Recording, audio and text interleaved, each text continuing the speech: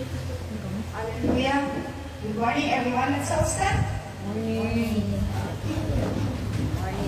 We bless you, Father, Lord. We thank you for today.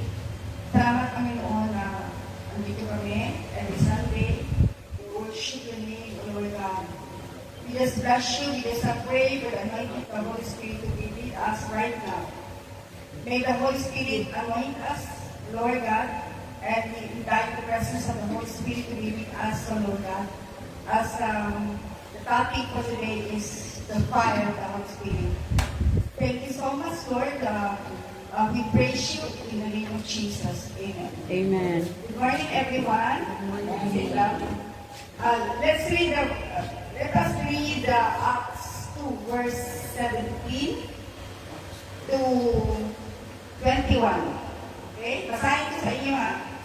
And it shall come to pass in the last days, says God, that I will pour out my spirit on all flesh.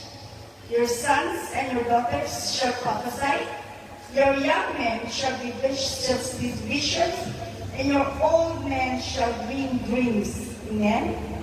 And 18, and on my men servants and on maid servants I will pour out my spirit in those days, and the days shall prophesy.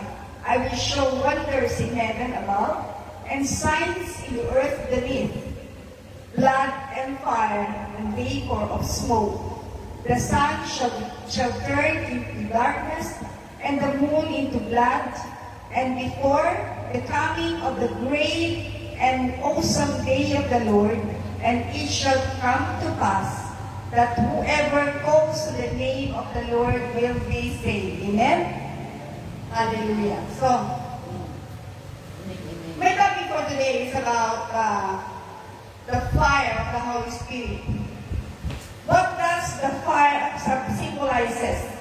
The fire symbolizes purification, empowerment, and divine presence. Amen? Hallelujah. Usap ng divine presence sa Bisaya, Diyos nung presensya. Presensya ng Holy Spirit. Amen? Pakita nyo lang echo. Amen. So, purification, ibig sabihin, to purify us, cleanse us, no, from our sins and our unrighteousness. Yan ang nagagawa ng Holy Spirit. Amen. So, yung testimony ng ating sister, si April, na yung presensya, kasi yung topic last week is about the worship. Okay? Worship. So, the importance of worship. So, importante kasi, tulad ng ginawa natin kanina, nag-worship tayo, and listen to the Word of God, nakikinig tayo sa salita ng Diyos, that's where the presence of the Holy Spirit comes in. Sabi nga niya, this is her first time na when he was laid hands on her, nakita niya talaga na ang presence ng Holy Spirit, mauna ang mabuhat sa Holy Spirit. No? Empowerment, divine presence, and purification. Yung purification, cleansing yun no? Purified tayo sa mga kasalanan natin. And then, empowerment, lagi na empower ta, tinatagaan tao. Gahong. You know what this gahong is? Power. So that is empowerment. A Christian without the Holy Spirit is powerless. Amen? Okay. And then, yun na, yung importante, yung divine presence, yun ang na-feel mo, Sister April, Diyos nung nga presensya sa Ginoo. Amen. Nagibasa na ako sa Acts 2, presensya ng Holy Spirit, no, pagdating sa panahon na malapit na ang Diyos darating. So, sabi nga dito, He will make known to everyone His presence, that ang mga tao, sabi daw niya, I will pour out my Spirit, out of my Spirit, that I will pour it out, my sons, that you will prophesy, young men shall sow visions, and old men shall dream dreams. So, makita mo yan. Marami na ngayon na lumalabas, nagsishare ng gospel. Lalo na ang topic ngayon is always on of evangelism.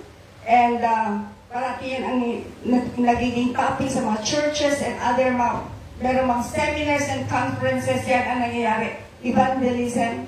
Because God is pouring out His Spirit among us, brothers and sisters, na makakakita, makakaprophesy, makakapag-heal. Amen? Okay. The fire of the Holy Spirit. So, Pentecost na Sunday. Take note. Talagang klaro yun. Kasi yung Sunday is Pentecost Day. Amen? Kaya nandoon ang presensya ng Holy Spirit. Hindi pa nga yan masyad may nahiya pa yung iba kasi talaga na napipil na nila yung presence. But kung sa Bisaya, pag ipugnan nila, amen? But some of you here were able to experience the presence of the Holy Spirit, and that's the fire. And I will give you an example. During our time in the 80s, yan talaga ang mini revival. We call it mini revival.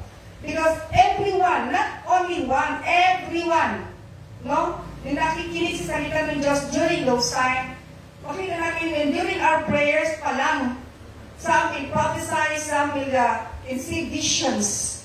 Visions, nakikita nila ano nangyayari. Amen? Ang sabi nga ng ibang churches, ang nangyayari yan nung araw pa, nung acts yan. No. Ang sabi kasi sa Word of God, the Word of God is the same today, yesterday, and tomorrow. So, hindi nagbabago ang salita ng Diyos. Lalong-lalo na pag malapit na siya darating, ipapakita na, ipapafeel niya sa inyo ang presensya ng Holy Spirit. Amen? Amen.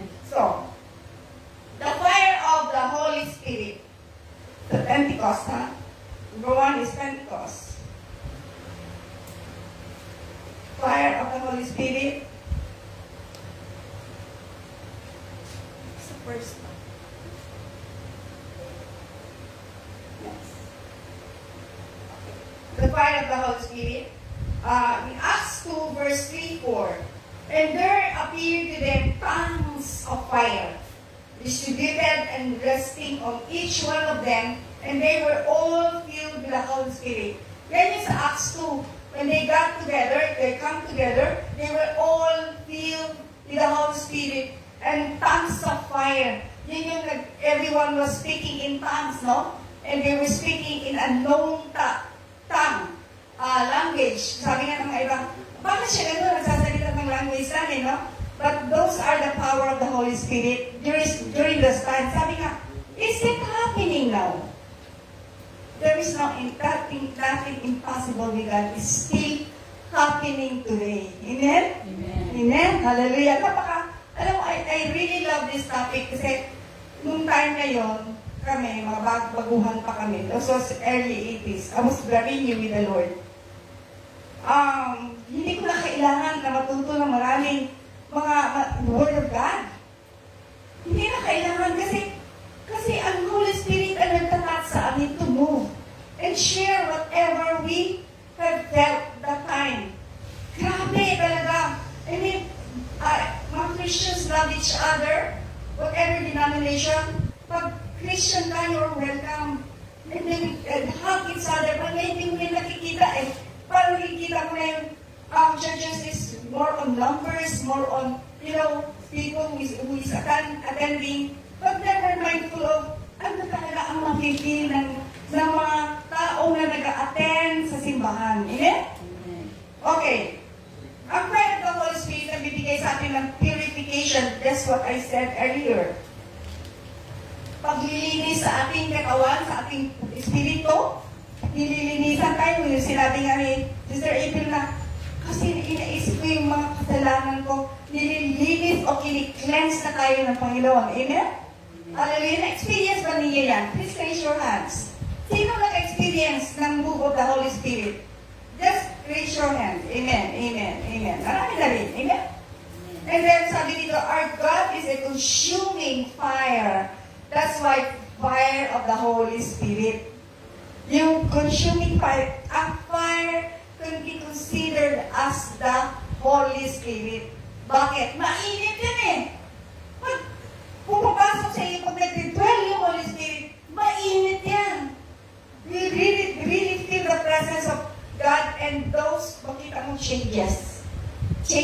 your life. Kasi sabi niya, the fruit of the Holy Spirit, there will be love, forgiveness, natanggal na yung hatred, bitterness natin. Yung puso natin ay itinataas natin sa Diyos. Iba na yung ating mga likes, iba na yung gusto natin, iba na yung marami ng bagay na gusto natin when we were still unbelievers, and when we became Christians, talagang gisila sa likoy na naabot tanan. Wala ko na ginakot ng tanan ng mga bagay na dili sa Ginoo. Amen? Okay. Sa Hebrews 12:29, verse 29, our God is a consuming fire.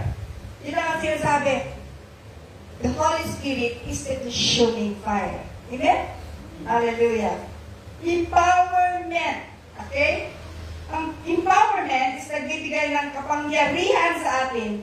You shall receive power sa Acts 1:8. You receive power when the Holy Spirit has come. Amen?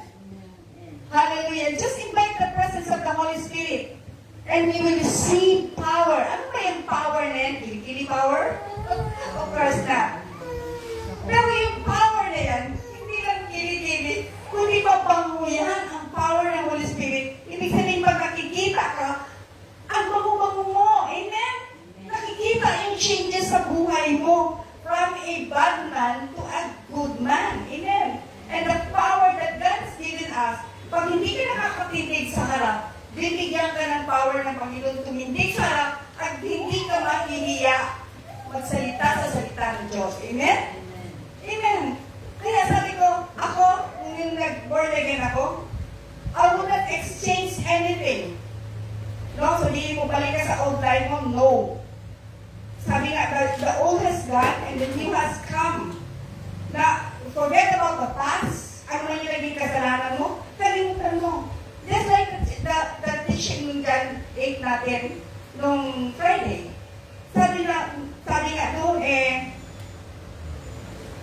we cannot judge people, but the people can see us kung meron tayong pagbabago. Amen? Kasi pag wala kang pagbabago, Christians ka, ganun ka pa rin. Sabi nga, hindi nga tayo nag-judge, pero nakikita. Amen ba? Nakikita.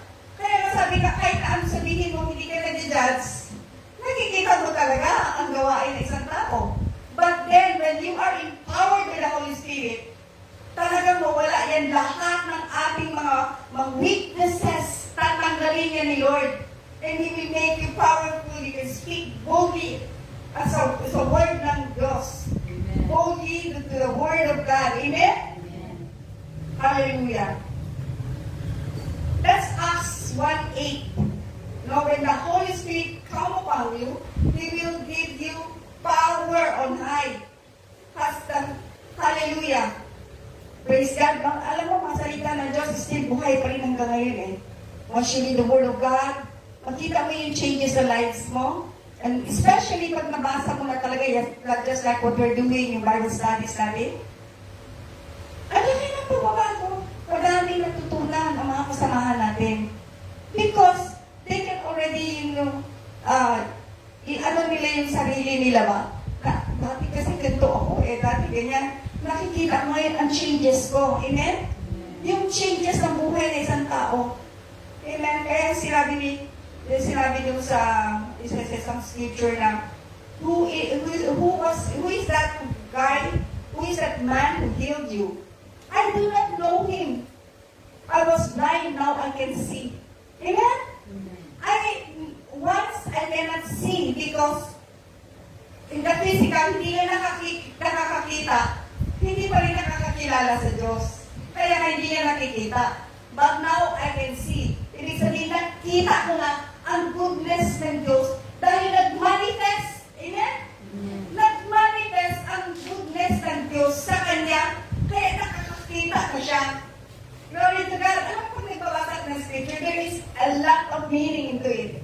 Sometimes you just read it, kala natin walang power yung salita na yun. Pero grabe, pag once you start reading it, parang nag-doon ka eh. Parang kasama ka na doon eh. Amen? Okay. Ano ang mga characteristic ng Holy Spirit? empowerment in Acts 1:8. Ang mga Christians or mga believers will have the power to witness. Kaya yung mga Kristiyano na nag-preach sa street, no? Nakapoy ba yan? Nakainit ba yan? But they have the power to share the word of God. At hindi sila napapagod. Glory to God for these people. Amen? And these are the evangelists. It's not only evangelists. Missionaries do that. At hindi lang missionaries gumagawa niya. Even Christians can do that when you have the power of the Holy Spirit in you. Amen? Amen. Amen. Glory to God. Okay. Amen. So the Holy Spirit gives us conviction of sin. Amen? Okay. Ibig sabihin dito, in John 16 verse 8 to 11, the Holy Spirit convicts people of sin, righteousness, and judgment. O, yun na nga, ang Holy Spirit ang nag-judge sa atin. Amen? Dina-judge tayo ng Holy Spirit dahil meron na tayong conviction of sin. Amen? Pag sabi nyo, ay, ang di ko ko sa una, laki naman yung karoon. You will really, I'm so blessed pag narinig ko kayo mga testimony dito. Because I can see that there are changes in your life. Amen? Hinigyan ang halaga ang salita ng Diyos. Just as this says dito sa Acts 2, sabi niya, if you believe, sabi niya, it shall come to pass that whoever calls on the name of the Lord, sabi niya, shall come to pass, and whoever calls on the name of the Lord shall be, what? Shall be saved. Amen. Kung tanungin ka kayo, saan mo gusto pagkadating ng Diyos? Gusto mo sumabay sa Kanya? Gusto natin sumabay? Sabi nga, yung gera ngayon sa Israel and Iran is mas matindi daw. And some is predicting na World War III. I don't care. Whatever, I'm not afraid. Because sabi ng Panginoon, you will be saved. Amen. Walang gagalaw sa inyo. Kahit na ano pa ang sasabihin. But if you know where you should stand, amen? Na barugan yun mo ang imong Ginoo. Amen? So, the Holy Spirit, it gives us guidance and wisdom. Wala nagsige na ako, every Sunday, I always tell you na God gives us wisdom. Ano ba yung wisdom? Kaalam galing sa Diyos. Amen? Guidance. Ginaguide tayo sa lahat ng gawin natin. Kaya nga sinabi ni Greg na yung experience niya pag biyahe nila, ang sabi niya, nag-tax sila and whatever, pero hindi sila na-aksidente. Because earlier on, he was prayed for, and then the Holy Spirit has been guiding them. Nabibigyan sila ng wisdom, what will happen? Amen? Hindi ka na magpatuloy, katulad nung nag-crash sa India. And the other woman is really insisting that she will take the flight. Naiwan siya sa isang flight na tumakay talaga siya doon. Pinilit niya yung sarili niya eh. Hindi siguro siya nakakarinig sa Diyos kung nawala siya. But the other one survived. I believe that God has given him wisdom kasi lumukso siya bago nag-crash yung plane. Amen? Amen. There are things na sabi na, alam mo, protektado talaga tayo anywhere we go. Amen? So John 16, verse 13, guidance and wisdom. The Holy Spirit guides believers into all truth and gives wisdom. Amen? Kaya ngayon, kung meron tayo naririnig ng mga news or mga vloggers and whatever in Facebook, sa YouTube, mga news, kasi gusto natin makinig kung anong nangyayari, di ba? Pag nakikinig tayo sa mga news na yan, ginaguide tayo ni Lord. That's precisely, you should listen to your pastor. I believe that I have a lot of wisdom because I read and I pray and I know where I stand. Amen? Sabi dito, guidance sa believers into all truth, lahat ng katotohanan, sasabihin sa iyo ng Holy Spirit. Glory to God. Hallelujah. So, if you have wisdom that comes from God, makita ninyo, sabihan lang, in advance, umulo ito. Paano lang kayo? Kasi that is wisdom. We believe, man of God will tell you something, just believe. Amen? Believe in it because hindi ka mawawala. Kasi nga, I couldn't forget in 1st, 2nd Thessalonians 2. I always say that dito sa ating Sunday. Sabi dito, if you believe in lies, you will not believe in the truth. Amen? Because naniwala ka na eh. Kahit ano pang sasabihin sa inyong katotohanan, you will not believe it. Okay? So, yan sa John 16:13. Bigay tayo ng Panginoon at bibigyan niya tayo ng kaalam. Amen? Wisdom comes from God. Amen? Hallelujah. Ano yung mga experience natin sa Holy Spirit fire? Ano yung mga experiences natin? Life-changing. Number 1 is transformation. Yan, transformation. Number 1. Ano yung transformation? Pagbabago. Life-changing. Transformation. The Holy Spirit transforms believers, making them more like Christ. For 2 Corinthians 3:18, making us like Christ. Bakit na naman magiging Christ na tayo?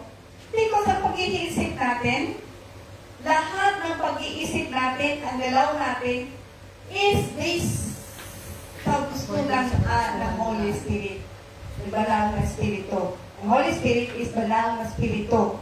Na kung makinig lang talaga tayo, gusto natin talagang may pagbabago sa buhay natin. I believe there is transformation because sabi nga, kung you are born again, the new has come, the old has gone. Nawala na yung mga kalukuhan mo nung araw, buboy ka nung araw, salbahe ka nung araw, babaidog ka ng araw. Ganun din yung mga testimony natin na Sunday, di ba? Check. Testimony natin ng Friday, na iba na ako ngayon. Ano ko mga inom? Hindi na ako sumasama sa mga taong umiinom. Amen? O kaya nga ikaw na nag-judge sa sarili niyo, di ba? Hindi naman ibang tao ang nag-judge sa'yo, kundi sarili mo. Kasi alam mo may mali ka. Amen? O, sabi niya, sa likway, na don't be equally yoked with unbelievers for people who does not know God. Amen? Because ang gawa nila is just enjoy life. Pero hindi yan sila magiging mabuting kaibigan. Why? Because they don't know God. Wala yan silang wisdom, walang pagbabago sa buhay nila. Amen? Okay. Sabi dito, so 2 Corinthians 3:18 yan, transform believers, making them more like Christ. And next is passion and zeal. Wow! Lamigin ako na anak kay zealous na din ka sa Ginoo, na anak kay passion saya. Ano mo, gugma ka nila. Gugman mo sa imong boyfriend, na sobra ang gugman mo sa iya ha. No? Pero kung naanak ka sa Ginoo, mas pantay pa ang passion and zeal mo sa Ginoo. Amen? You can see that in Acts 2, verse 46 to 47. The Holy Spirit ignites and zeal for God's work. Amen? Amen. Ignite us that we are always on fire to do things for the Lord. Amen? Ignite us to share the Word of God. Kanang ignite is kanang sindihan ka ba? Ano magkuhan ka, magpugihan ka. Amen? Para magiging malakas ka. Amen? Ignite us so God will zeal us for God's work. Amen? Kaya pagka ganyan nakita ko ibang tao, pagka makita, kailangan niya gawain ito, punta siya sa ibang lugar, mag-share ng lugar, hindi naman binabayaran. Ano naman makukuha nila? Wala bayad, wala kwarta, pag-ulit, utong. But the joy of the Lord is my strength. Wala ka na pakailan, gutom ka. Because you know that you have Christ in you. That you know you're doing it for the Lord because you have the passion to do it. Amen? Kung wala ka mo kay passion to do it, kahit ay mong lawas, ingon ka, mag-worship ka karon. Kaibo. Pero pag nandiyan ang zealousness, ang passion mo, hahanap ka ng paraan na please mo ang Diyos at ang mga tao na kumakanta ka ng worship songs na sila, mag-feel din nila, ano yung napifeel mo. Pero pag wala ka yan, ang mga tao, mag-feel din nila yung napifeel mo pag nandito ka nag-worship. Kaya sa pastor. Pastor, mutin-mutin mo, Christian, without zealous in their heart, without passion in their heart, kapoy na tayo sa dinodra. Amen? Amen. Pag nakakapagod ang isang bagay, pag wala yung zealousness ng Diyos at wala yung passion sa atin. Amen? Amen. Amen. Then, ito yung mga experiences natin sa Holy Spirit fire. And then number 3, comfort and assurance. Okay? And in Romans 5:5, the Holy Spirit provides comfort and assurance of God's love and presence. Amen? Pag gumagawa ka ng isang bagay, nakapagila na lang.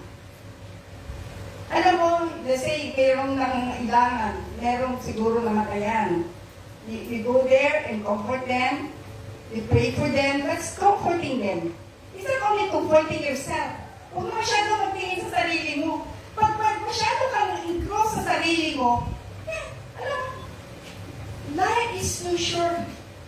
Amen? Huwag natin masyadong i-dating yung sarili. Comfort others. Do not always comfort yourself. Amen? The Holy Spirit provides comfort and assurance of God's love and presence. And assurance. Pag once nag-comfort isang tao, kahit na wala kang binigay na pera, hindi naman pera importante eh. Lalo na pag namatayan, iwanan ng asawa, ang daming mga cases na ganyan. Comfort. Muala ka na sa iya, comfort. That's comforting. Amen? And there are times na mayroong mga tao may mga problema, magpakamatay na lang dahil wala man lang makakomfort. Ilang thousands of Christians dito sa buong mundo.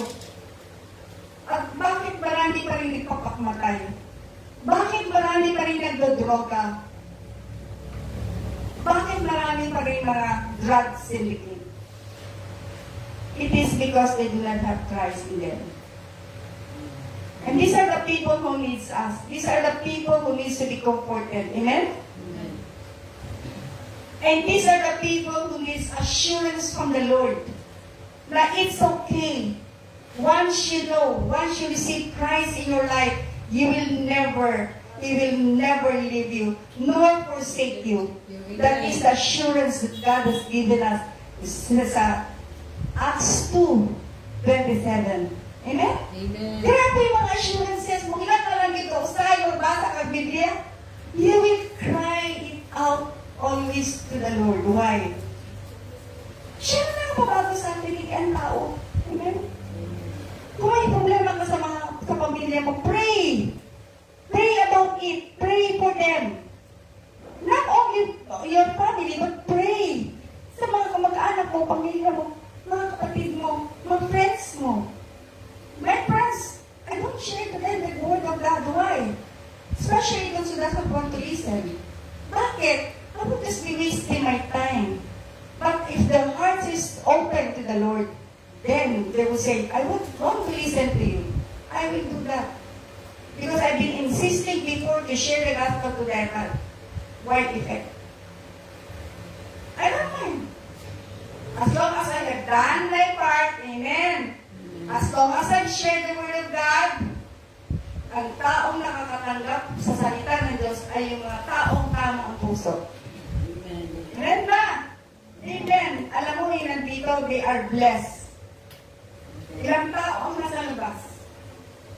Kasi someday, enjoy life.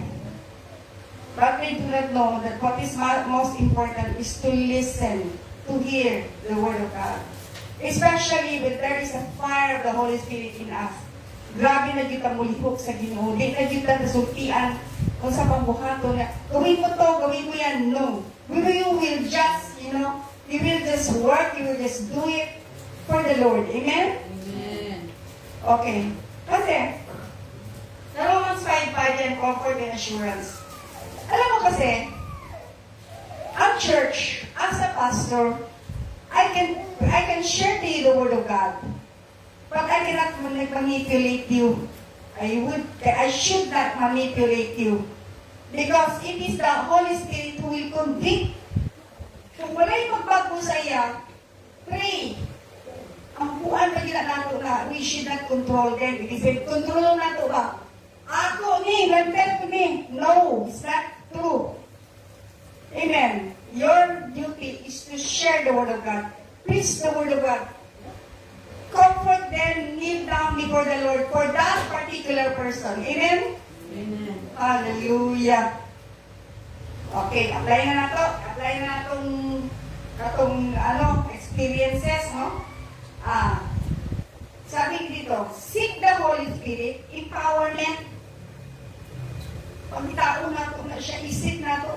Mahayot na, the empowerment of the Holy Spirit. Ask God to fill you with the Holy Spirit and empower you for witness and service.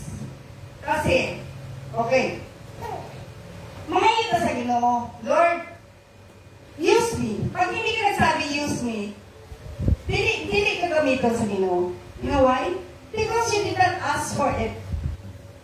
But when you ask the Lord, use me. Kasi, I remember, when I prayed, I got born again sa 700 Club. Amen? No one shared the Word of God. Nakita ko yung mga businessman ng mga friends ko. I was doing business also that time. Nakita ko sila, saya-saya nila, nagbabasa ng Biblia, and they are also happy. Sabi ko, bakit itong mga taong ito walang ginagawa?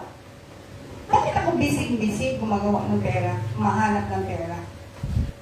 And then, one time, I was alone in the house. And I opened the TV, ang timing, 700 Club. Ako lang isa sa bahay, talagang inalaw ni Lord na ako lang isa. Pagkatapos naman, hindi na ako marunong mag-pray. Kasi ang prayer ko, memorized prayer.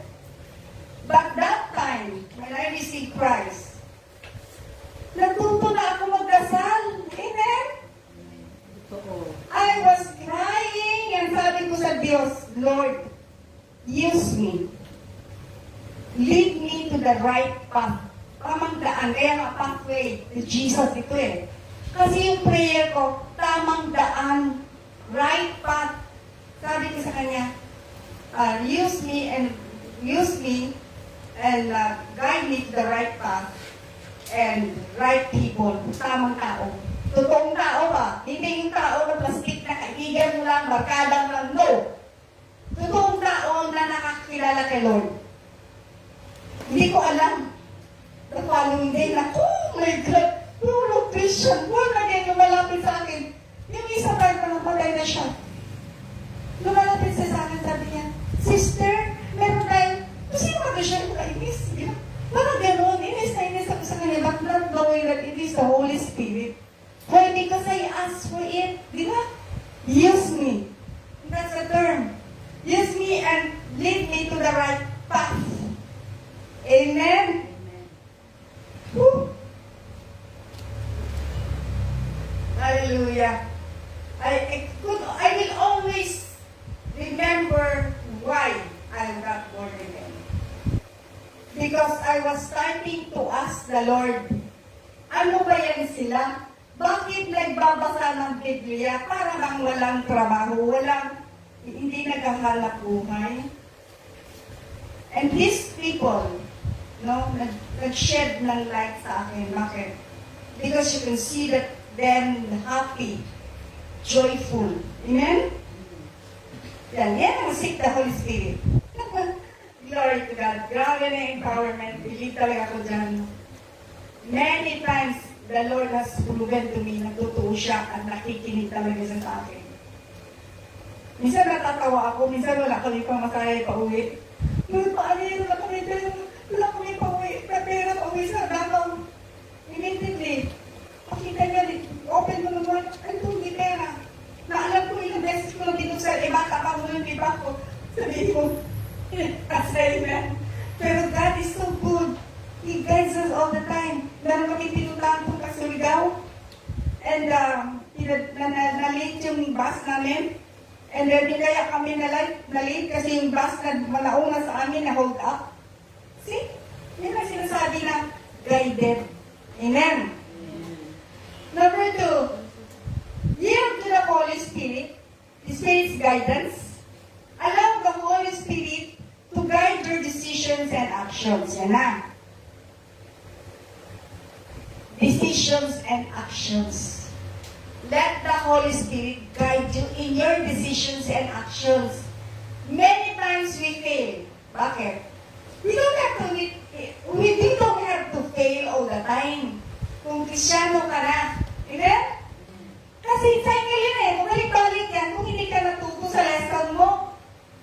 That's precisely, nagkakaroon tayo ng mga problema sa buhay natin. It is because we don't listen to God. Amen? Pero kung nakinig ka, hindi ka nadadaan ng cycle ng problema na the same problem all over again. Amen? Amen. Hallelujah! Sabi dito, allow the Holy Spirit to guide your decisions and actions. Sometimes pag sinabi ng Holy Spirit sa akin, ganito yan. It is not for anything. Hindi ako masyado nakikipag-mingle. Pag sinabi sa akin, invited ako sa ganito, I don't go. Pagka mga gatherings, I don't go unless the Lord will tell me. Amen? Kasi siya yung guidance ko eh. Siya nag-guide sa akin. Sinabi na, bakit ito babae yung hindi nag-attend? Amen? And actions. Decisions and actions. Because the Lord will speak to you. Pinakausap pa kayo ni Lord? Yes. Amen? Pag sinabi ni Lord sa'yo, huwag mong gawin yan. Huwag kang magpatuloy. Huwag kang pupunta. And you will see that you will never regret it. Amen? Amen. Never regret it. Amen. Glory to God. If I can talk to you about my life, just di mahuman ang adlang ni. Gutom na mong tanan. Amen? Okay. Number 3. Live a life, filled life, seek to live a life that is controlled and empowered by the Holy Spirit. Amen? Amen. Seek a life that is controlled by the Holy Spirit. Dili ng control sa imong bana. Dili control sa mga amigo nimo. Seek a life that is controlled by the Holy Spirit. Kaya kung dili ka control sa Holy Spirit, maski yung sarili mong buhaton. Okay, mag-business mo nito, palpak na naman. But when you seek God, and you will not do anything unless you hear from God. Amen? Ang sagot kasi ng Holy Spirit is yes, no, or later. Not now. Baka masira yung buhay mo. Amen? Hallelujah. This will end now, no? Itong ating empowerment of the Holy Spirit. At one last na lang testimony. There is a church before na nakita talaga nila ang presensya ng fire. Balls of fire sa church nila. Amen? Amen. That was, it happened in the 90s, late 90s. Balls of fire. Kaya makita mo ang mga members, when they speak about the Word of God, they are confident and they could talk boldly about the Word of God. Amen? Bold na bold talaga sila pag nakakausap nila ang mga pag lumalabas sila. And even in the church, maniwala ka sa akin. Hallelujah. So let's all stand. Lord, thank you so much, Lord, sa presensya mo, Panginoon. Na Lord, itong salita na narinig natin ngayon, it will not come to us void. But yes, we did just believe the presence of the Holy Spirit to be with us. That, Lord, we praise you, we give you thanks, and we pray, Father, Lord God, that, Lord, the next time, Lord God, we come, ang mga kasamahan natin, Lord God, will be filled with the Holy Ghost, filled with the Holy Spirit. Just as the Acts 2 says that when they come, the Holy Spirit fire came in one act. The Holy Spirit moved in one accord. So Lord, thank you so much, Lord, that it will be the same, Lord. What happened in the Acts, oh God, will still happen